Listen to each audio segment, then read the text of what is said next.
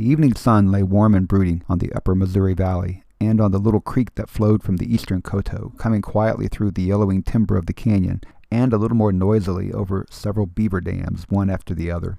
The last pond was very smooth, with only an occasional browning leaf to settle to the shadowed surface under the timber of the bank. Farther out, 3 beaver houses stood solid and gray, the largest wide as a little knoll of roots and mud, with 2 half-grown beavers on the top, idling and combing their shining brownish fur. Out on the bottoms, young Indians, stripped to breechclout and moccasins, knocked a wool-filled ball flying this way and that with clubs, everybody racing after it, perhaps striking it out from between the feet of an opponent with whoops of triumph. On the beachland overlooking the river, twists of smoke rose from domed earth houses just visible above the palisade of tree trunks set into the ground. Women in short buckskin dresses worked on the worn space outside of the moated wall. Others, bending low under their burdens, came from the fields along the bottoms where clouds of ducks, geese, and sandhill cranes were kept flying by the boys and girls shouting and swinging branches with strips of painted hide to flap and pop. Women and old men and children bore in the last of the plums and grapes from the canyons while the herb gatherers trailed in from the browning prairie. At a scout's wolf howl, the youths near the beaver pond stopped their game, picked up their robes and bows, and scattered to night guard far out on the Coteau and in the other directions. By now, the moon had come to stand a moment on the eastern ridge, meeting the sun's reflected path over the ponds, where the beavers had ignored all the man noises. An exploding burst of light broke from the blackness there and knocked the beaver forward, the roar of the blast followed by loud plungings all along the ponds. The echo of the shot lost in the cries of alarm and warning up at the village, and in the shouted orders, the running moccasins. Silent as the darkness about him, a man moved out of the timber to the shadowy bank, listening, looking off toward the village, still in reflected sun glow.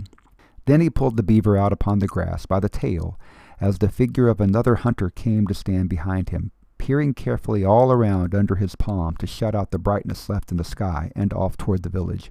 Breech-clouded Indians with bows and spears were racing through streaks of light and shade toward the pond, separating as they came, some to one side, some to the other, in a sort of surround. When the stink of the powder smoke struck them, they stopped, shouting their surprise, their alarm at this unknown scent, and moved more cautiously, the leader motioning the most impetuous back beside him.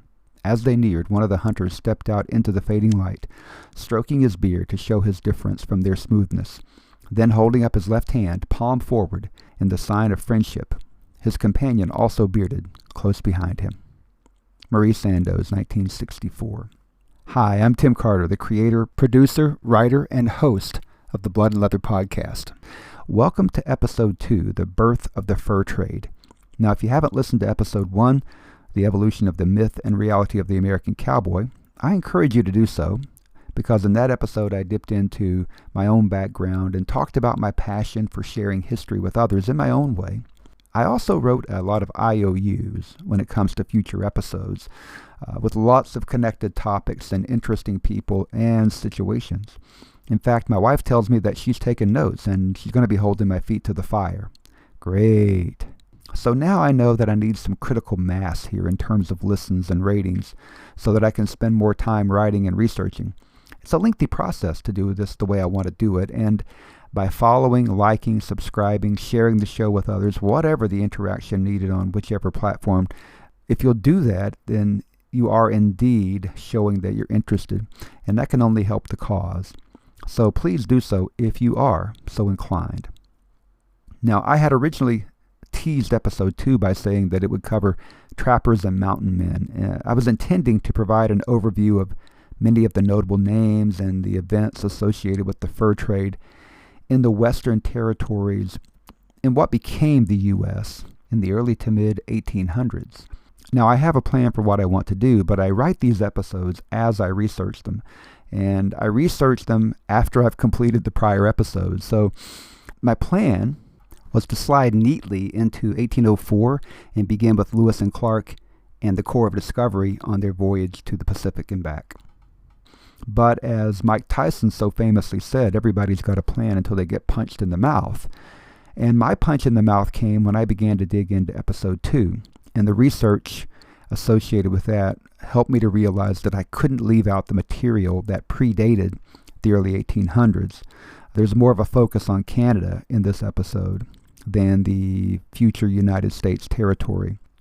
Now, after working on this for a while, I've decided to open episode 2 with a 30,000-foot perspective of the beaver trade and the fur industry in general, with a focus on the men who helped to trap, skin, transport, and trade those pelts. They are the original trappers and mountain men, so to speak. Even though they may not have even been in the mountains, they may have been on the prairies and in the Great Lakes regions up in the northern U.S. and eastern and central Canada. There are countless people to talk about, and I'm sure I'm about to write some more IOUs during this episode, but like everything else I've ever done, well, we have to begin at the beginning. I want this to be an overview so that we can set the stage for digging deeper over the next few months. So episode 2 is what this is called, but in reality it's part 1 of a deeper dive into the fur trade. Most of us have heard of trappers and mountain men. We know the names of Coulter and Bridger and Smith, Joe Walker, Bill Sublett, Joe Meek, many others. It's a familiar topic, but I wanted to first examine what transpired prior to the 1804 and 1806 Lewis and Clark expedition. From my experience, that's sort of the embarkation point for many conversations on the development of the American West and the fur trade and those types of things. But there are almost 200 years of events that lead up to the Lewis and Clark expedition. And those years bring a much deeper insight into the political, economic, and cultural situation that we will encounter in the early 1800s. So let's dig in. During the opener, I read extensively from Marie Sandeau's book, The Beaver Men. Much of this episode will come from that book, with bits and pieces coming from other journals and books and other resources. Now, why did I choose the Sandeau's book when there are countless others I could have used? For me, first of all, as I thought back over what I could recall about the fur trade, I remembered the interest I had when I first read Sandeau's book. I've been reading about the mountain men and trappers most of my life, so I thought I already had a fairly strong understanding of them and the industry in which they worked, but Sandeau's book makes a lengthy examination of the beaver itself and the beaver fur industry, the frameworks which had been absent from my thinking. Now, you don't know what you don't know until you know what you didn't know. And this hole in what I knew, or maybe it was really a larger hole in what I was aware of, was something I immediately wanted to fill. I was attracted to that, like air has to fill a vacuum. I felt that need to dig deeper. I felt a need to really understand the economics of the beaver trade as they began to manifest themselves here in North America. And this helped me to better understand what took place in the forests and meadows, out there on the plains and in the lodges of the Indians. In this episode, I'll try to explain the evolution of the beaver trade and how the development of this market led to the exploration of North America from the mouth of the deep St. Lawrence River all the way across the continent to the mouth of the Bella Coola River in British Columbia.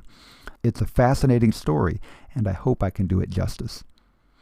As I work on this episode, I'm using books I have in my own library, but I do want to take a moment to thank a terrific nonprofit website which I stumbled upon back when I was prepping for episode 1.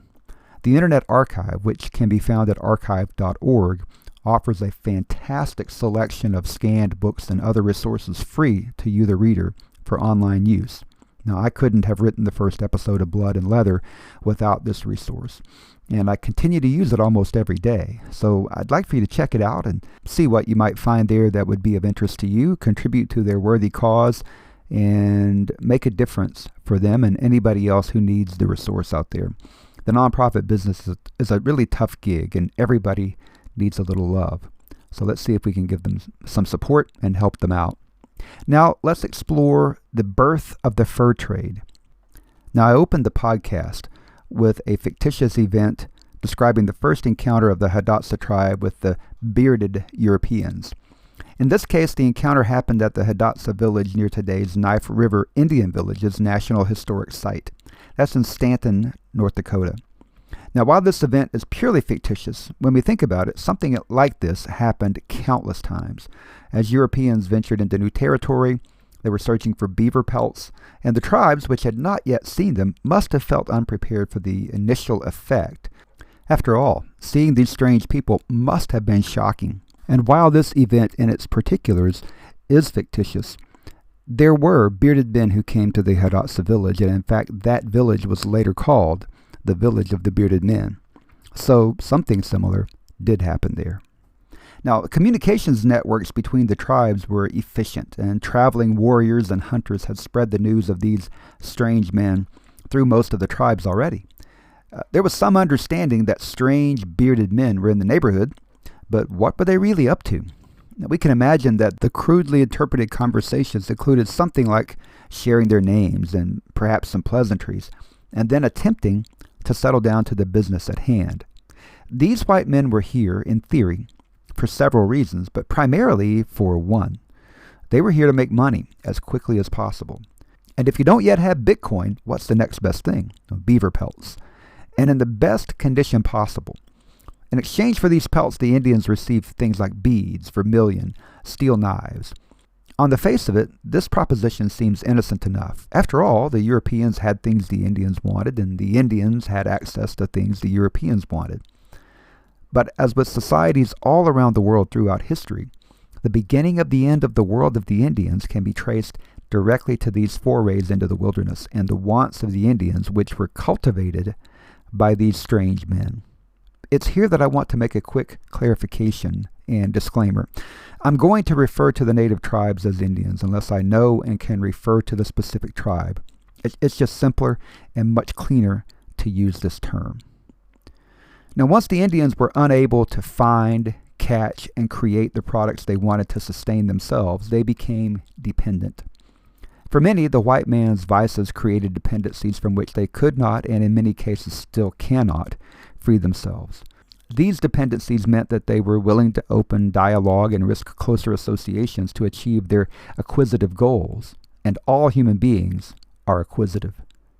We want more, and we want better. If you doubt that, just take a moment to watch a couple of toddlers at play, and you can see how human nature works. I want it. If you've got it, I want it even more. And if you've got it and I want it, and I can take it, I will. Now, of course, the Europeans were all too willing to trade, and in so doing, they explored, found new areas, and developed intelligence which could be shared with other people later. It doesn't take long for the gold fields to fill up with prospectors, and the millions of prime beaver pelts available for the taking, well, they looked a lot like gold if you looked at them just right. Now, I want to take a second to talk about The Beaver Men, the book I recommended earlier. I highly recommend all of Sando's books, which I find to be well written, although I did find that it took some time for me to adjust to her syntax. I think her work is nicely researched, although I have found errors, and although I do continually find errors in other research and other works as well. So I'm not beating her up unnecessarily. She tells a good story. It's an interesting story. And it's written in a particular voice. It's her voice. For instance, in The Beaver Men, she goes into great detail to describe the state of the beaver population in North America and a lot of the natural world of the beaver. Now, I can't dig this deep as a part of this effort. I can't dig in the way she did in the book. But the detail in the book is very interesting to me. And if you want to learn more about how the beaver thrives in their natural environment and how they live, then you can go check out The Beaver Men. Based on oral tradition, the first white men to have come to the upper Missouri River country would have arrived sometime around the late 1630s or early 1640s. The men in the opening monologue would have been visiting the Knife River village around that time. The beaver trade, as with much other trade in what is now Canada, would have originated from Quebec in about 1608. The white men who came to the Indian villages would have eventually communicated their desires for prime beaver skins. These were also called pelts or plus, short for the French word poilu, which means hairy one. Soon the inland tribes, hundreds of miles deep in the interior of North America, were putting together expeditions which would be sent to the Great Lakes region on trading trips. Almost certainly some of these groups made it all the way to Montreal, but the trip was long, perhaps a year for a round trip, and trouble would have been around every corner with strange tribes and unscrupulous traders plentiful. Montreal was a thriving trading village, using the St. Lawrence River for transportation out to the North Atlantic and back to Europe. And the French carnivals were the pattern for the trading environment. For over 200 years, for 2 weeks every summer, the city would be filled with Indians who came to town to trade. The best furs from deep inside the northern plains and the mountains to the west were brought to these markets in canoes, loaded full, and ready to be traded. And into this atmosphere would be injected merchants from Quebec and France. Bales of fur were examined and credits issued based upon their condition. Indians wandered through the booths examining knives, axes, awls, sheet iron, netting, kettles, cloth, beads, vermilion paint, and on and on. Now, of course, one of the desired items was firewater, which took the form of French brandy. Sandoz sums this situation up by saying of the Indians, the eastern tribes, many long trapped by alcohol, as no beaver was ever ensnared by net or trap. Unfortunately, this alcohol was costly, and the merchants drove a hard bargain. These bargains did not improve as the Indian traders drank more and became more reckless and foolish. Now, this is the environment in which the traders and Indians operated. When Europeans arrived in North America, the beaver were plentiful. They've been growing essentially unmolested in one form or another since prehistoric times. The Indian tribes lived beside and with the beaver, setting up camps and villages near beaver ponds. The beaver were widespread across the Rocky Mountains, the Appalachian Range, down as far as northeast Tennessee, and across all of what would today be Canada and Alaska. Their range was immense, and the numbers indicated that they were a very successful species. Although they certainly had natural predators, their defenses were enough to help keep them mostly protected. And even the Indians who ate the meat supplied by the beaver at various times of the year and used the pelts for their own clothing at times, well, they were careful not to harvest too many of the animals. But how did the success of the beaver in its natural habitat and the spread of Europeans into North America converge and result in the exploration of North America and the decimation of much of the beaver population there within 250 years? Well, according to legend, it all starts with Pope Clement I, or at least my story does, somewhere around 90 AD. You see, this is when Clement is supposed to have invented felting. Now, I know what you're asking because I ask myself this question. What the heck is felting? Felting is F-E-L-T-I-N-G, is the process of turning animal fur, hair, or wool into a piece of fabric by connecting the individual hair fibers. And to do that, you have to agitate the hair. You have to force it together, mat it together, tangle it together, sometimes by adding water, sometimes by mechanically weaving it together. Now, although I've never felt it, I have to think that the aim of the process is the same as taking hair or wool, separating it into individual strands and spinning it into a thread, and then weaving it into a piece of fabric. If we remember that the goal is to make a piece of material which can then be used to make a garment, we pretty much have the idea. Supposedly, Clement identified lamb's wool as an excellent material for felting, which also meant that it was an excellent product for making hats. In fact, Clement I became the patron saint of the Hatters Guild and is still celebrated today on November 23rd. In reality, felting was probably invented as early as 4,000 to 5,000 BC by the Sumerians, but that doesn't really make this story as interesting. But through Clement, we do learn that lamb's wool was the stuff. And if you think lamb's wool works well for felting, well, stand by. Beaver fur is even better. And that put beaver on the preferred list when it came to hat material. This meant that by the 1500s, the innocent American beaver was positioned squarely in the crosshairs, ready to be mined, just as later fortune seekers would mine for minerals. When Cartier explored what would become the St. Lawrence River in 1534, his travels were blocked by rapids just above the village called the Hochelaga, which means beaver meadows in Algonquin. And so the future headquarters of the beaver trade was born. Soon, various ships were coming to the St. Lawrence in great numbers, and beaver fur became the fashionable thing in Paris, and the fur trade expanded exponentially with profits large enough to entice all sorts of traders. The interest follows the money, as they say. Now, the French government was interested in establishing a colony in New France and making a lot of money from the beaver industry. Enter Captain Pierre de Chauvin de Tontuit, formerly of the French Navy, and Francois Gravé Dupont, his partner. And they were awarded a 10-year fur trade monopoly by King Henry IV of France in 1599. Now, just to show that modern-day politicians are not the only ones to tell someone what they want to hear, a similar trading concession had also been awarded in 1598 to Troilus de la Roche de Masquez. Ultimately, Henry would rescind the agreement with Chauvin, making him instead one of the lieutenants of La Roche. Sometimes, this adventuring to a new world ain't all it's cracked up to be. I think I need to take a moment here to say I apologize for pronunciations. I am not French, and I do not speak the French language, so when I screw this up, please accept my apologies. I try to get it right as much as possible. Now, as part of their agreement to secure exclusive trade rights, Chauvin and Dupont agreed to take colonists to the St. Lawrence at a rate of about 60 per year, until 500 total colonists were situated there. The first ships of this expedition sailed in 1600 with a few colonists. Numbers vary, but definitely not 60. And they were met with bales of fur, ready for trading and export to European markets. Chauvin established the first trading post and settlement in the Americas, Tadoussac in modern Quebec.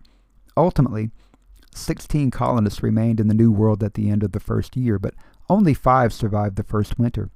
In something akin to the experience of the Pilgrims at Plymouth Colony, even these settlers would have starved if not for the assistance of the Indians. And even those who survived that first winter, they returned home after the following summer's trading voyage, leaving no one in the colony. Chauvin lost the monopoly. I mean, how could you keep it with poor performance and so much at stake? And other traders were allowed to recruit and transport potential colonists. All these early efforts failed, even those which included the recruiting of convicts and paupers. Chauvin died in 1603, but the next to hold the fur trading monopoly, Aimard de Chastes, recommended Captain Samuel de Champlain to Henry IV as the man for the job. And if we're going to expand the colony and the fur trade in New France, Champlain was the guy. Champlain was then sent up the St. Lawrence to look for more sources of beaver furs because the beaver in the easily accessible locations were already starting to disappear. This exploration by Champlain would be the beginning of the inland exploration and exploitation of the area and the tribes. The fur trading post and the city of Quebec was founded in 1608, and there were still no takers when it came to colonization. In 1609, Champlain went further upriver, taking what is now called the Richelieu River into Iroquois territory. Beaver sign was everywhere, and it was clear that this market was just waiting to be tapped. Along the way, Champlain and his Algonquin, Huron, and Montagnais allies fought the Iroquois and drove them away. Champlain wrote of the brutal torture the Allies inflicted on a captured Iroquois warrior. Even though he didn't participate and didn't approve, Champlain's presence with the Allies meant that the French were now the enemies of the Iroquois. The battle, the killings, and the torture were to result in fallout that Champlain didn't foresee. And because of his participation in the fight, the Iroquois Confederation became allies with the Dutch and the English. Of course, there was additional fallout from these changes to traditional hunting and trading arrangements. Over time, the beaver in and near the traditional Indian hunting grounds close to Montreal were killed out, and hunters had to go farther afield for game, and the tribes themselves started to suffer hunger as a result of the trapping and wasteful killing of the beaver. Many members of the tribes began hanging around the camps of the white men, seeking protection from their enemies through the white man's guns, begging, robbing, and anything else that would allow them food, shelter, and access to the alcohol, which had become habitual. As these events were taking place, the English and the Dutch, seeking access to the fur-rich areas of North America for themselves, continued to try to pit the Indian partners against the French and their allies. There was always this nagging dream of an all-water route to India to motivate each of the European countries. Henry Hudson found neither, and in 1610 he was lost when his crew set him, his son, and several sick members of the crew adrift in what would come to be called Hudson's Bay. Now, the Dutch and English would have to wait to mount a serious challenge to the French in the area, but we'll talk more about that in a bit. Earlier, somewhere around 1604, the Huron tribe had become sophisticated enough to purchase trade goods and carry them upstream to areas where the beaver were still plentiful. They worked to ensure that none of the hunters from those areas made it downstream to Montreal to trade without paying tribute to the Hurons in the process. It is easy to see how Champlain was so aligned with them and how the tragedy of the Iroquois battle could occur as it did. It was in the immediate aftermath of this battle that a young man named Etienne Brulé told Champlain that he wanted to go live with the Indians. Not much is known of Brulé, and the little that is known is only through second-hand, poorly triangulated sources. But Champlain needed some skilled interpreters, and the only way to train them was to embed them with the natives. Brulé was sent to the Algonquin chief Iroquois, while a young Huron named Savignon traveled back to France with Champlain. Brulé developed a reputation for learning languages and native customs, and for traveling far into the interior of the country. In fact, Brulé may have been the first European to travel to Pennsylvania and to see Lakes Huron, Ontario, Superior, and Erie. 1 year later, Brulé and Savignon each were returned to their own people, and Champlain wrote, "Also I saw my boy, who came dressed in the savage way, who praised the treatment of the savages according to their country, and made me hear all that he had seen in his winter, and what he had learned of the savage dictates. My boy had learned their language very well." During this period, there was constant jockeying to gain access to the fur markets. Men were sent upstream to seek new trading partners. Trade arrangements were made and broken. Official access was granted and rescinded. Nevertheless, the beaver fur kept coming downstream to be traded, and all the while the strength of the British and Dutch grew even as the power of the French waned. The Huron tribe was decimated by smallpox in 1634. They lost as many as half of their tribal number. Survivors burned the longhouses and left, and Samuel de Champlain died in 1635. I want to take a moment to talk about what I call the Swiss Army knife of the animal kingdom, the beaver. I call it that first because of the role the beaver played in the food supply of the Indians. The beaver was easily caught and roasted in the skin to provide a nutritious meal. The meat's tender, tastes a bit like pork, and it can be dried, roasted, pounded into a mixture with fruit, and packed into animal bladders to create pemmican. Pemmican is sort of the first trail mix, was a stable food source which could be carried easily and sustain hunters and those who traveled, for whatever reason, for several days. As Sandoz said, the beaver was the commissary of most of the Indians north of the Gulf line and east of the Buffalo Plains. But here's where things get interesting, because in addition to the meat of the animal being a valuable food source, the castoreum of the beaver, taken from the large glands in front of the rectum of both sexes, also became a valuable trade commodity.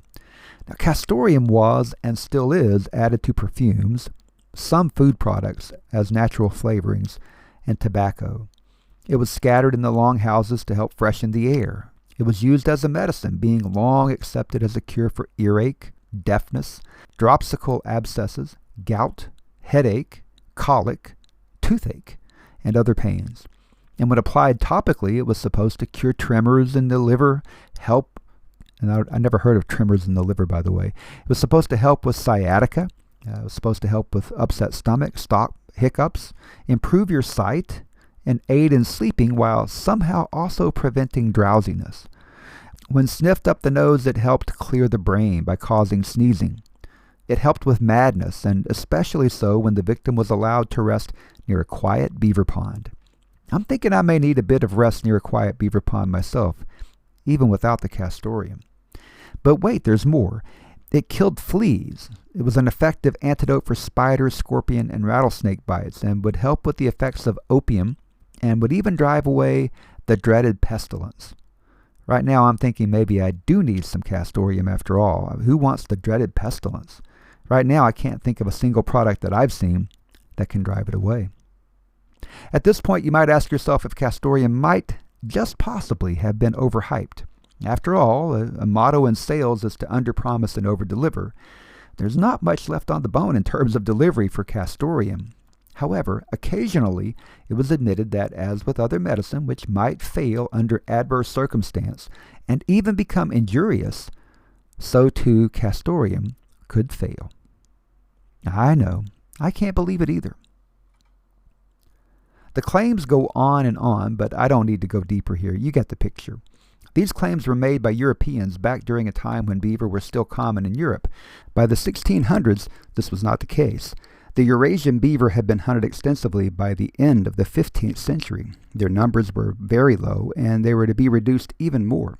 In fact, by the end of the 19th century, only about 1,200 Eurasian beavers still existed in the wild. Despite the miraculous medical efficacy of beaver castoreum, it wasn't obtainable for the average citizen. But this changed with the opening of the North American market. So you can see that in addition to the rich prime fur we've been discussing, the beaver was of extreme value to the Indians as a readily accessible food supply. It was valuable to Europeans because of a revival of the medicinal market after castoreum became more readily available. And of course, the felting of the fur enabled hats to be made to fill the desires of the fashion conscious in Paris. All this from the simple beaver. The spread of white men westward in an effort to find more and better hunting grounds continued. Many tribes west of the Great Lakes developed oral traditions telling of white men who came and lived with them. The Mandan, the tribe that hosted Lewis and Clark during their winter on the prairies of North Dakota in 1804, told stories of long, long ago when their leaders sought out the white men to the east to trade beaver pelts. Jean Talon was appointed as intendant for New France, what we today call Quebec, in 1665. Intendant was simply a title given to the administrator who oversaw the work in the French colony, and Talon was a good one.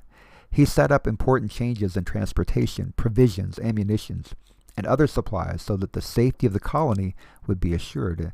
He then conducted a census, established new villages grouped closely around the capital, and recruited skilled craftspeople to fill the villages. Land grants were awarded, new policies promoting marriage were implemented with the intention of giving these young men a reason to stay or come back home, and young women were brought from France as a part of this effort. Things were indeed booming in New France, and there was more to come. Those men who had been heading ever westward seeking out the best beaver ground, they were finding it. Traders had advanced as far as the Sioux and Assiniboines. Remember that this is in the days prior to the Sioux's introduction to the horse. They had yet to become one of the best mounted cavalry units in the world.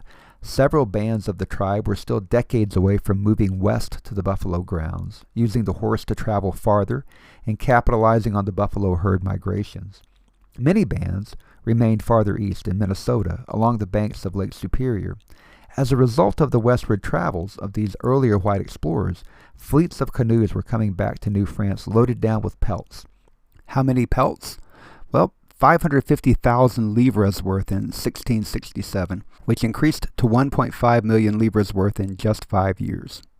Livre was the unit of measure for French currency at that time, so just kind of associate that with the franc. You'll have a good idea of what we're talking about here. Now we move into the 1670s, and lots of things are beginning to percolate. How's that for a dated reference? You might say that things are heating up. The Dutch, Italy, and Germany have all either given up on the idea of having colonies in the New World or failed before even making the attempt. France and England are still fighting to set up colonies in resource-rich North America. The Spanish colonies, which have been set up and operating in one way or another for a century in South, Central, and North America, are having an influence in what is now Mexico and the southwestern United States. Communications are taking place across the plains as war and hunting parties compare notes. Big ceremonial gatherings allow even more communication among the Indians, and there's something big that's about to take place on the Great Plains. Remember those feral cattle and horses we talked about back in episode 1? Well, they're spreading northward and growing in numbers. An ever-increasing number of tribes are gaining access to the horse, and they aren't wasting any time catching up, learning how to selectively breed and train the horse to be an integral part of their culture.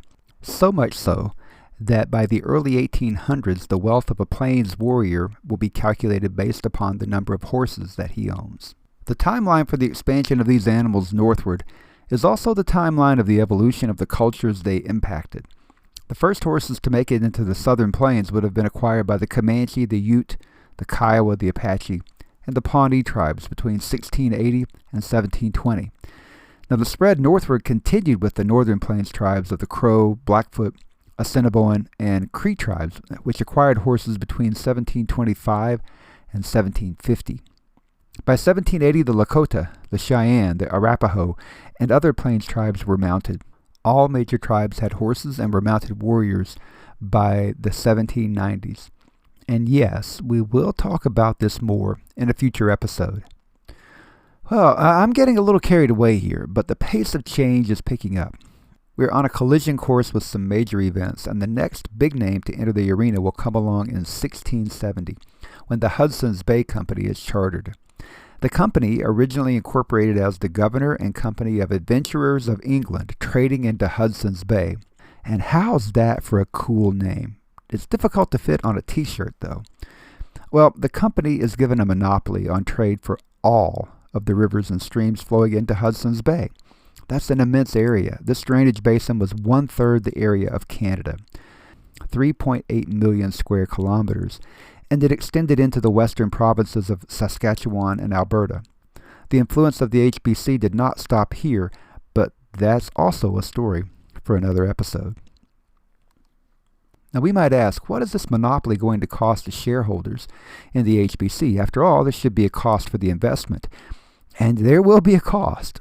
When His Majesty enters the country, he is to be given 2 elks and 2 black beavers. There goes the neighborhood. The economic motivations for the expansion of France into the colony in New France, well, they're clear. Beaver pelts might be the equivalent of finding gold sitting on the banks of almost every stream. When we consider the fact that the Indians were willing to do the hard work and often trade this gold for trinkets worth pennies on the dollar in comparative terms, well, we see why the traders and adventurers were flooding to the Great Lakes region. Now that the Hudson's Bay Company was established, things started to change, and in a big way. The government of France started to send out missionaries in greater numbers. But now the official government position is in direct conflict with not only the English colonies to the south, but also the large English company formed specifically to compete head-to-head for the best of the prime beaver pelts. The Hudson's Bay Company worked largely outside of the control of the English government. In essence, they made the rules, and they answered for very little until much later. Soon the headwaters of the Mississippi and upper Minnesota were being explored by Daniel Greysolon Sieur de Luth. Today we might call him Duluth, who set up a trading post in the area and worked to help establish and solidify peace between the Chippewas and the Sioux. According to Sandoz, Duluth was a hard but fair man who didn't cheat or lie to the Indians. He fairly administered strict justice to all, and he earned a reputation to this effect. Although the intention was to keep the young men at home in the French colony, the reality was that many of these men were seeking both adventure and money. So much so that in April 1679, King Louis XIV, in an attempt to legislate taking care of business on the home front, ordered anyone trading without permits to be whipped and branded for a first offense. If they were repeat offenders, they could be sent to the galleys for life. This punishment was also doled out to soldiers who were caught trading in furs. Any officer doing so was reduced in rank. Nevertheless, 2 years later, it was estimated that upwards of 40% of the 800 adult French men in Canada were in the bush looking for fur. The lure of easy money, as Glenn Fry once said, has a very strong appeal. By 1682, La Salle had sailed down the Mississippi and claimed all the streams of the Mississippi watershed for France. La Salle later wrote of the Missouri River and noted the number of Frenchmen who lived with the Missouri tribes. The migration westward was well underway. By 1700, both France and England were nearly bankrupt, and the economies in Europe were suffering. Money didn't flow as freely as in earlier years, and the demand for beaver pelts had been reduced markedly. The market signal, which is triggered by supply and demand forces, should have warned the trappers and fur marketers that the bubble was about to burst. But momentum is a difficult thing to stop, and the fur trappers and traders who had deployed westward were too far out in front to stop supply quickly, had they wanted to do so. European markets saw a glut of fur, and New France warehouses and storage facilities were so full of furs ready to be shipped to Europe that 75% of the furs in Montreal were burned. All the while, traders and trappers kept seeking new methods of avoiding taxation, export limitations, and licensing issues. Though they chose to sail down the Mississippi and deliver their furs to other traders somewhere along the mighty river. The official French position mattered little to the far-flung posts on the frontier, and besides, new forts were being built in the Ohio country to defend the territory from the British. The Spanish must be blocked to the southwest, and the Hudson's Bay Company, a constant threat to the north, required constant attention as well.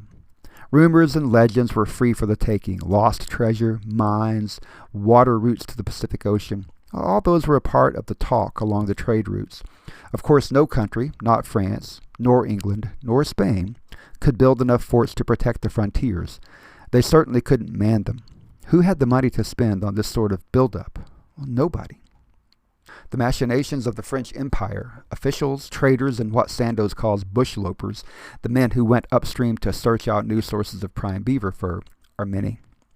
I won't spend much time on this, but Sandoz's book covers the various officials and missionaries who came and went. Some tried valiantly to create something of value. Others were more interested in intrigue and plots, and almost all were more than eager to reap private rewards using their official positions.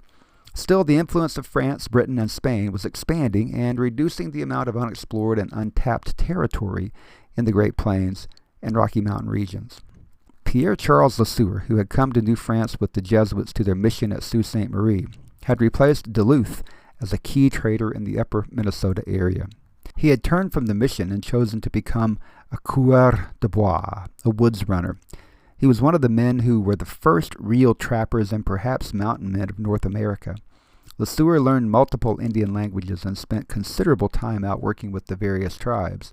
An illustration of just how much traveling he did is to take a look at his 1699 trip, during which he paddled north from the Gulf of Mexico with 28 men, heading back up the Mississippi.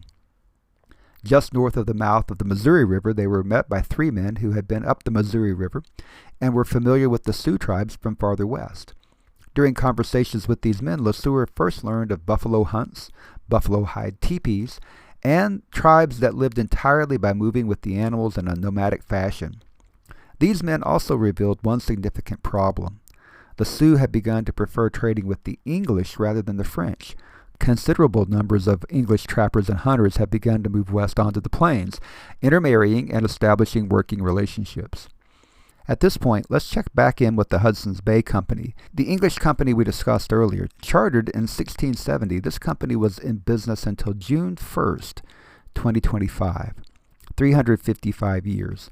And as we discussed, the HBC was more like a country than a company, especially early on. Early vessels coming to the northern Hudson's Bay ports in the area known as Rupert's Land brought such trading items as fowling pieces, powder horns, shot, brass kettles, knives, beads, and hatchets. During early trading, one gun would demand 10 good beaver, and good meant that the beaver were adult, taken in winter with the full winter coat or winter prime. They had to be properly stretched and cured. One good beaver would get you a choice of a ½ pound of powder, 4 pounds of shot, 1 hatchet, 8 jackknives, a ½ pound of beads, a pound of tobacco, or perhaps even a good coat. The HBC was a good investment too. How good? Well, by 1690, 20 years after being chartered, the par value of the stock had increased by 295%. This doesn't include the undeclared profits that were split among the shareholders either. The company was thriving, operating in an area that, because of the cold climate, produced the best prime fur, which brought the best prices. Auctions for HBC fur were held in London, with buyers coming from all over Europe. And while beaver was the primary fur, moose, otter, marten, fox, fisher, and other ermine were included. In 1671, Father Marquette established the mission of St. Ignace on the north side of the Straits of Mackinac. This site became a trading post and village. In 1683, Duluth and Durante established Fort Buade here. And in 1694, Antoine de la Mothe Cadillac was sent to run the post. Although Cadillac seems to have had questionable ethics, making what has been described as a small fortune while post commander. He was also accused by the missionaries of encouraging the selling of brandy to the Indians in the area. In 1701, Cadillac moved the French garrison to Fort Pontchartrain at Detroit, supposedly to deprive the Iroquois of northern furs and gain access to the furs coming from the south and west. In 1706, Etienne Vignard de Bourgmont, then 26 years old, became commander at Detroit, but deserted the same year due to an incident involving the death of a priest, a sergeant, and 30 Ottawa warriors. Bourgmont became a coureur de bois, but later returned to Fort Detroit in 1712.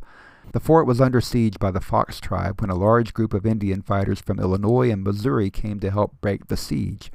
Impressed with the bravery of these Missouri fighters and obsessed with the daughter of a Missouri chief, Bourgmont went back to Missouri. He married the Missouri woman and established a trading post near the site of present-day Brunswick, Missouri on the Grand River. The story of Bourgmont is long and complicated and too much to discuss at this point, and I don't think it's likely that I'll return to it in the future, but he did make a name for himself through his audacity and his 1714 writings on Louisiana, the Mississippi and Missouri River regions, and the tribes he had come to know in the area. We're going to skip ahead a bit here because there's just too much happening to cover effectively, and we need to advance the story a bit. Queen Anne's War diverted the attention of England and France from the New World during the 11 years it was being fought. While some battles were also fought in America, the purse strings of both nations were being drawn tight to pay for the hostilities. Conditions were bad for both countries, and the traders who made their livings from consumer demand for fur on both sides of the Atlantic saw demand fall precipitously. These conditions allowed the beaver population to rebound somewhat. The Hudson's Bay Company, which was not reliant on any governmental budget to operate, had been expanding its network of forts and connections with the Indians. The western tribes could not and would not take the time it required to travel to the HBC forts on Hudson's Bay, but they were all too glad to trade when the trader came to a more convenient location. Sandoz gives an example of the lengths the HBC traders would go to consummate a trade. Estimates are that a good hunter working in an area with a sizable population could harvest about 50 beavers in a season from October to April. Traders would bring goods 900 miles from Montreal, split the goods at a fort somewhere along the way, and then continue another 600 to 900 miles. Now, can you imagine this? Paddling, walking, portage for 2,000 or 3,000 miles round trip? It's incredible to think about, especially when we can order anything we want and have it delivered tomorrow by Amazon. France realized that the hopes for colonization in North America were fading away under the pressure being applied by the HBC and the English. Former French coureurs de bois were now enjoying the lives they were living with the Indians, as a part of which they had made connections with new trade partners. Many were now unwilling to start a trading relationship with the French traders in Quebec. Simultaneously, there remained some hope of discovering an all-water route through the center of the continent to the Pacific. Rumors had been spread for years of a mythical river that ran through the mountains to the western coast. If only they could find and navigate that river, the fortunes of France could be turned, and the country could yet find its new world destiny. They continued the search for a water route from Lake Winnipeg to the Pacific Ocean, thinking that discovering this route would isolate the Hudson's Bay Company on the northeastern shore and open the remainder of the continent to French traders. In reality, France had already missed the opportunity. In management speak, we would say that the strategic window had closed. The HBC was aggressively moving south and west, establishing relationships, setting up trading posts and forts, and growing, always growing. Because Spain, France, and England were all vying for the western lands, no definitive borders existed. Claims were made, but defending those claims was problematic at best. After all, Canada is a long way from Louisiana, but recall that Le Sueur, who had worked to develop trade in the Great Lakes, had also sailed up the Mississippi. The entire length of the mighty Mississippi was supposedly under the control of the French. All traders in and around the Missouri and Mississippi River routes were supposed to carry their licenses from Quebec. Quebec is a long way from New Orleans or even St. Louis. It's almost 1,800 miles overland, longer by navigable waterways. The governors of Quebec and Louisiana disagreed about their jurisdictions, and each jealously tried to protect what they thought was their territory. For example, the Canadians in Montreal continued to think that their jurisdiction stretched from Montreal through the middle of North America, all the way to the Pacific Ocean and down to the Spanish territory. Louisiana claimed rights to everything up the Mississippi River and westward all the way to the Pacific Ocean. The Hudson's Bay Company didn't care which governor claimed which territory, operating without any constraint and growing its trading network. Sandoz notes that the company was only challenged by English Parliament one time in the 18th century, when the claim was made that the requirements of the Royal Charter to search for a route to the Western Sea had not been carried out. These charges were answered by producing a diary from Henry Kelsey, who had traveled in 1690 through 92, making just such a search. As was commonly the case, the validity of the diary was called into question, but the charter was renewed nonetheless.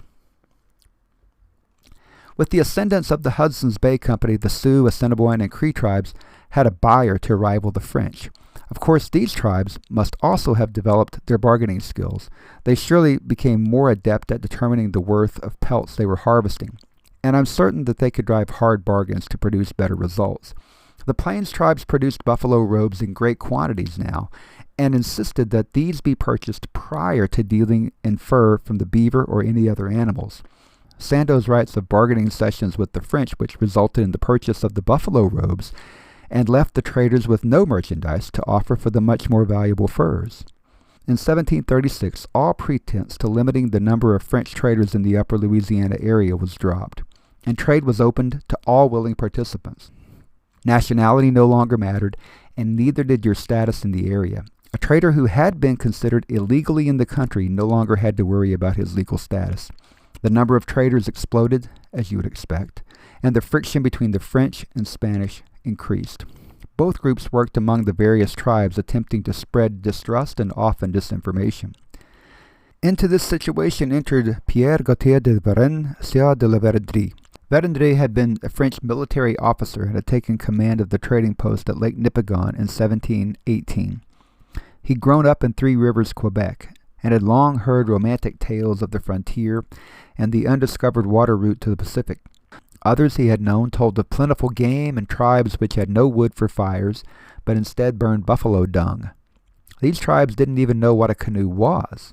Other, more ominous tales were told of a great river that emptied into the sea, and men who lived in towns, wore armor, rode horses, and sailed to sea in ships.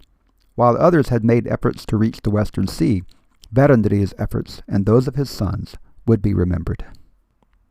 It takes money to mount an expedition to anywhere, and such an attempt as exploring westward in hopes of finding a navigable stream to the Pacific would take time. The French government of Louis XV had no desire to spend money on exploring the landscape of North America. As Sandoz says, Vérendrye must have known that a little calculation with the world's dimensions might have revealed a discouraging distance to be covered to the Pacific. But apparently he also suffered from the curious romanticism of many explorers, a preference for any fable, folklore, or plain lie to dull fact. What's the saying? The eternal optimist? But Vérendrye was successful in securing a monopoly on the western fur trade. Haven't we heard this story before? He was awarded the monopoly, but no money was provided for an expedition west. In fact, he was told that he would have to finance the operation himself. Having no personal fortune to back the effort, he had to make deals with financiers, betting that the profits from the fur trade would pay for the trading posts and exploration costs. In 1731, the expedition left Montreal, with 50 experienced voyagers, along with some blacksmiths and carpenters. Trouble began after only 78 days when the party encountered rapids at Pigeon River and faced a long portage of 8.5 miles, called the Grand Portage, now Grand Portage National Monument, to bypass them. This portage was grand, all right. It climbed almost 1,000 feet and avoided 20 miles of obstacles in the river, including Minnesota's highest falls, High Falls, 120 feet tall, and Middle Falls. The voyagers revolted. Stuck here and knowing that the winter freeze was fast approaching, Vérendrye took his son Jean-Baptiste and nephew Christophe Dufrost de la Jemeraye, called by his nickname La Jemeraye, along with 28 men in loaded canoes ahead to look for a site for the first in a series of 10 trading posts. While Vérendrye returned east for supplies, he left Jean-Baptiste and La Jemeraye in charge of building the first trading post at St. Pierre on the western shore of Lake of the Woods at the mouth of Rainy River. When Jean-Baptiste and La Jemeraye returned in the spring with high-quality fur, they also brought back stories of a tribe of Sioux to the west who lived in earthen houses in 8 villages about 900 miles west of Lake of the Woods. They farmed, growing Indian corn, melons, pumpkins, and beans, and they had horses. Interestingly, some members of the tribe were said to have light hair, some red, some black, and some had beards. At least some of these characteristics were passed down through different tribes. The mother of the legendary Crazy Horse, a Miniconjou Sioux, probably had mixed ethnic heritage, and Crazy Horse himself is said to have had lighter skin than normal and blonde or reddish-blonde hair. Vérendrye had hopes of getting more credit for the expedition. We can imagine that the money to pay the men and buy supplies was going quickly. Remember that any trade goods to be stocked in advance of active trading would need to be bought and transported, all at great cost, before any trades and therefore any profit were realized. Capital was tight, and framing the first winter's fur hauls in positive terms was essential to success funding the next season's efforts. We might call it spend control or PR today. But it was going to take more than a few furs and extravagant promises to secure this funding, and an extension of credit was not immediately forthcoming. Veteran Day was facing an uphill battle. His resources were stretched thin on a new frontier. The Hudson's Bay Company already had extensive networks, still growing, of trading posts working to siphon off the best fur from the area into which he was moving.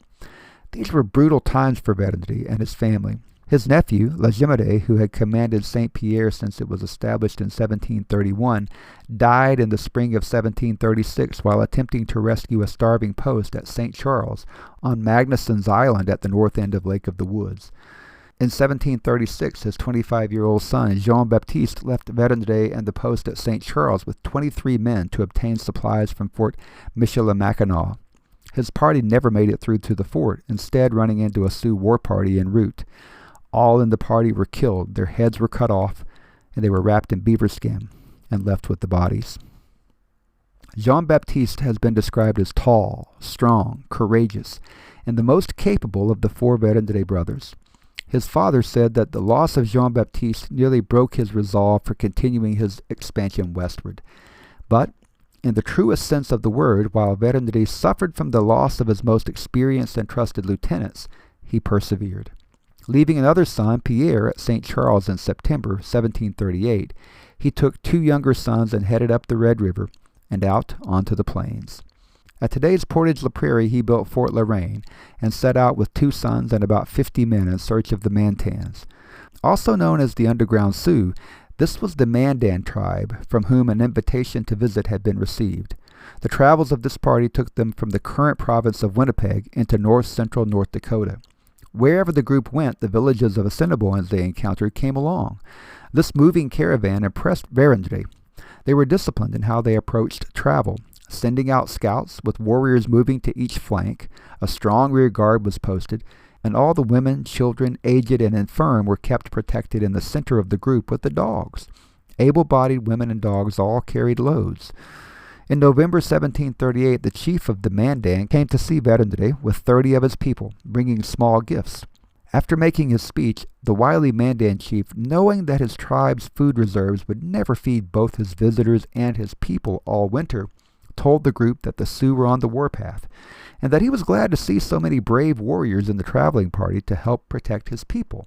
Spurred to immediate action, the traveling party split up, leaving the women and children behind in a reasonably safe spot. When the party arrived at the Mandan village, Veteran Day was impressed with the size and condition of the fortifications. The site of the village was very near that of the story which began this episode. Unfortunately, he was not impressed with the fact that no white men lived in the village.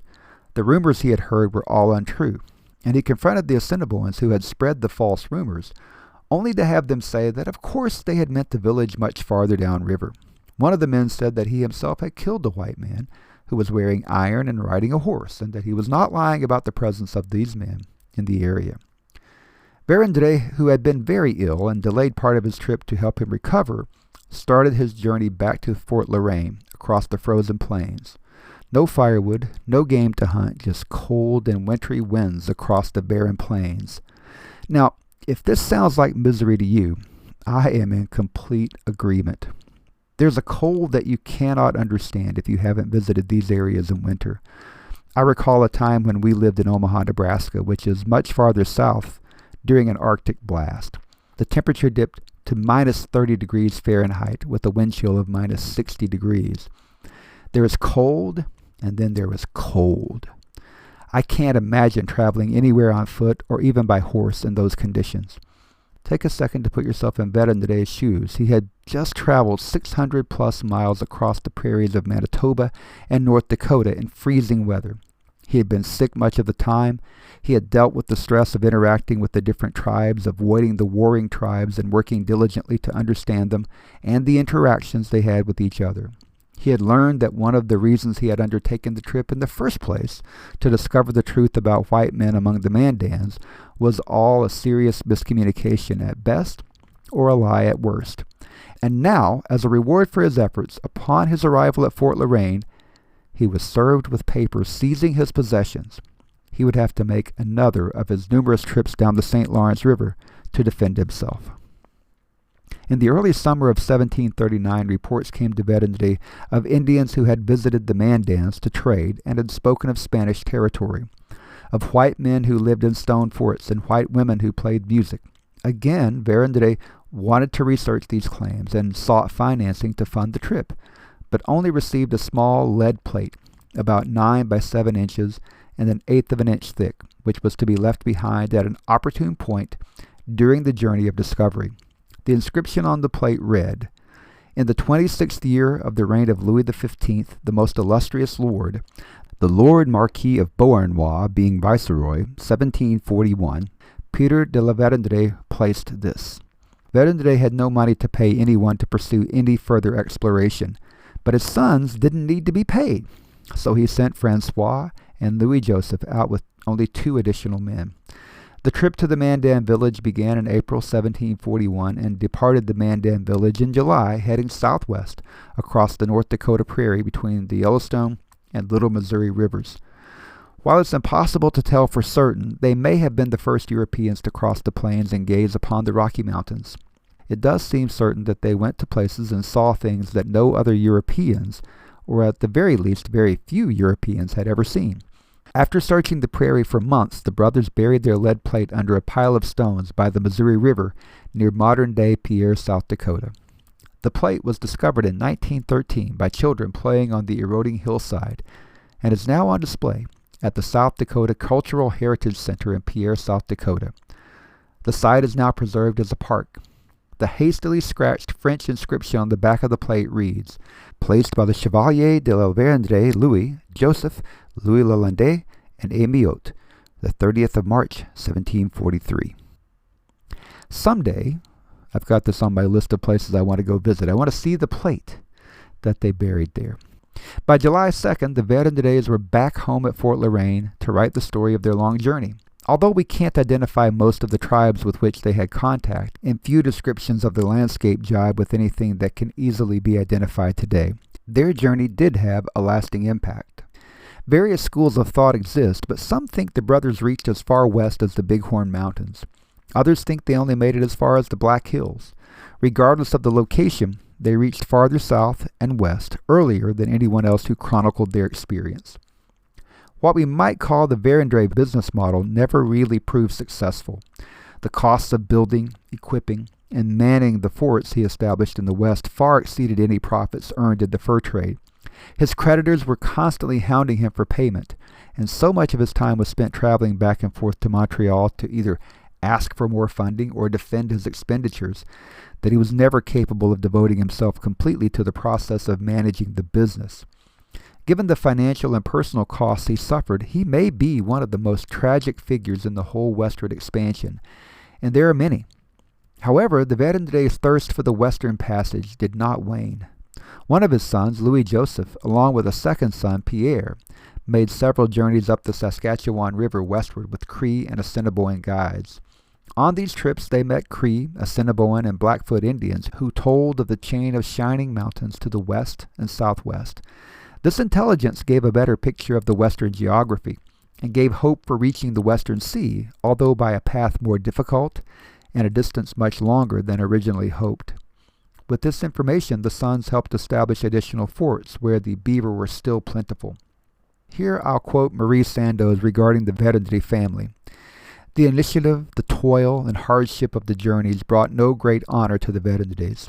In 1744, the father, with the 9 battle wounds and most of a lifetime spent trying to expand France and America, was relieved of his grants and command of the post to the western sea, whose forts the family had built.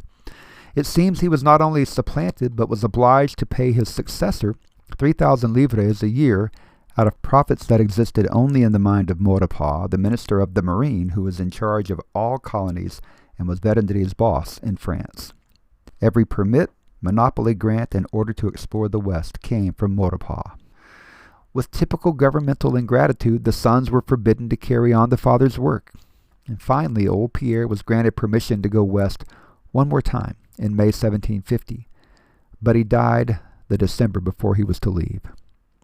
Only after France lost Canada and had to abandon North America would the English realize the goal of reaching the Pacific Ocean. The Vérendrye expeditions would prove to be the high point of French influence on the western prairies. The Sioux aggressively took the warpath, and the Crees chose to avoid the Sioux and travel by water to trade with the Hudson's Bay Company. The forts which had been established by the Vérendryes were destroyed by hostile Indians. In 1754, trade goods stopped flowing to the west because of the tension between France and Britain.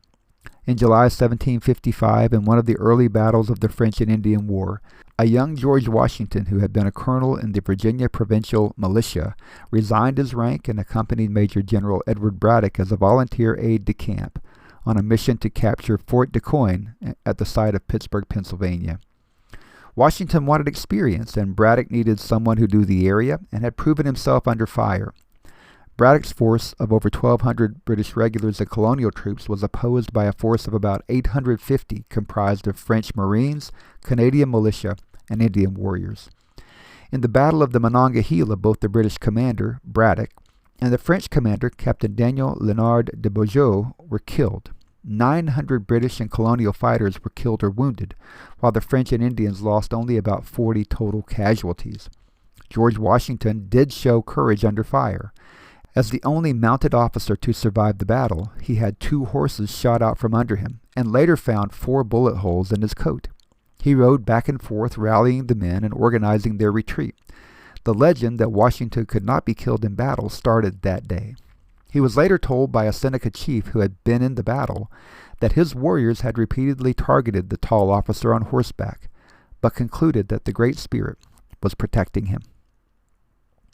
Interestingly, Washington was not the only subordinate to show courage and coolness under fire during that battle. The second in command of the French native forces was Matisse, a mixed-race son of a French fur trader and an Ottawa mother. Charles Michel de Langlade, who would later become a member of the British Indian Department, found the city of Green Bay, and come to be called the father of Wisconsin, took charge on the battlefield after Captain Beaujeu's death early in the battle. The flanking movements he led helped decimate the British lines, leading to the overwhelming success of his troops in this decisive battle. Some say that the 60% losses suffered by the British would have been worse had it not been for the scalping and looting practiced by the Indians during the battle, resulting in more time for their surviving British forces to get away. The French and Indian War had far-reaching effects. The outcome would result in the loss of Canada forever when the French in Montreal surrendered in 1760. Now the Hudson's Bay Company could be as aggressive as they chose, taking over whatever was left in terms of territory and posts as the French retreated. French Louisiana, which was the entirety of the Mississippi River Valley from the Appalachians to the Rockies, was ceded to Spain in 1762 in the Treaty of Fontainebleau. This secret treaty was not revealed until after the Treaty of Paris in 1763 ended the 7 Years' War between France, Britain, and Spain. Regardless of intent or plan, the result of the treaties and the cessation of hostility was that France was out of North America. Britain gained New France, and therefore protection of the colonies in what would be the northeastern United States, and eastern Louisiana, the Appalachians to the Mississippi. And Spain gained the Louisiana Territory from the Mississippi west. Suddenly, things are looking very familiar to me. These treaties and the resulting shuffling of territory resulted in enormous changes in the relationships between the 3 countries and the colonists who had occupied land in each colony. Britain's possession of French Canada and Acadia meant that about 80,000 French-speaking Roman Catholics from Acadia would need to move so that immigrants from Europe and the colonies would have access to that land. Many of those who were removed from land in Acadia were scattered through other provinces or returned to France. Others, who believed that New Orleans would remain in the possession of the French, relocated there and formed the original population of Acadians in Louisiana. Maybe you've heard of them. Today we call them Cajuns. In 1763, Charles Philippe Aubry, the acting head of the French colony of Louisiana, signed the contract giving exclusive trading rights for the Missouri and Upper Mississippi rivers to Antoine Maxent, a wealthy Creole New Orleans merchant. Maxent was the financial backing and senior partner for Maxent, Laclede and Company. Pierre Laclede, the junior partner in the firm, was the field commander. Several silent partners and investors made up the and company part of the organization, most notably Auguste Chateau, Laclede's stepson. By November 1763, Chateau and 30 workers left New Orleans, headed north on the Mississippi. In February 1764, they started construction on a new post on the limestone bluffs overlooking the confluence of the Missouri and Mississippi rivers. When Laclede arrived in April of 1764, he named the new settlement St. Louis, in honor of both Louis XV, the current king of France, and Louis IX, the Crusader king from the 13th century. Chateau's presence with his stepfather was important for a couple of reasons. One, Laclede was married through a civil ceremony to Chateau's mother. However, the marriage was not recognized under French law, and the 4 children who were born to the couple each carried the Chateau surname. Young Auguste, his stepfather, and his half-brother young Pierre would shape the future of the western fur trade in the Missouri Territory and beyond for decades, running their empire from the queen of the later beaver trade, as Sandoz would call St. Louis. And with that, I think this is a good place to wrap up episode 2 of Blood and Leather. The breaking point is a natural one. The establishment of St. Louis as the headquarters of the fur trade with the Chateau family there makes good sense because they are so involved in everything that both the family and the city are so involved in everything that will take place from this point forward, and they will be major participants in the story of the United States and the fur trade in the early to mid 1800s. So we've taken a good long look at the fur trade in North America from some of the earliest influences, connecting the names and places to what I would consider the beginning of the fur trade and what would become the United States. We covered a lot of ground in this episode, much of it ground that I had not really known or understood prior to beginning my research on this topic. Now, in my years as a professor, I learned that you never really know a topic until you boil it down to the basics, seek to truly understand sequences and connections, and then explain it simply and easily. I hope I've done that during this episode and that you've gotten something from your time listening. In episode 3, we will continue the story of the fur trade, but from the perspective of the events that transpired just prior to, during, and after the Revolutionary War. I think the background we covered will help provide insight into the events that happened during the early years of the United States. And I look forward to really digging in to cover the people, places, and events which transpired in the quest for furs and new territory in the American West. If you enjoyed this podcast and would like to support it, please like, share, subscribe, follow, leave a review, send up a prayer, or anything else required or optional for the platform on which you're listening. You can reach me at bloodandleather@gmail.com should you have any questions. Thank you for listening. Endeavor to persevere.